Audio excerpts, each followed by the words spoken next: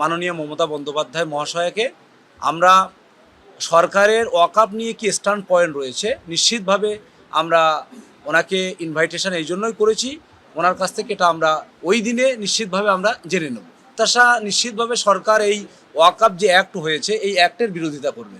ভয় পাচ্ছে, কালকে কলকাতা হাইকোর্ট ছুটির দিনে দরজা খুলে স্পেশাল বেঞ্চ বানিয়ে যা যা বলেছে, আর ভয় পাচ্ছে এই 2,500 টাকা বেতনের চাটুকার গুলো যারা মমতার হয়ে ভোট করে।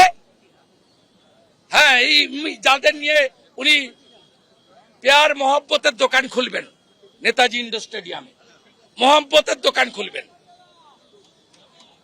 2,500 টাকা ভাতা দেন এদেরকে দিবেন। এরা ভয় পাচ্ছে এনআইএ হয়ে যাবে বলে।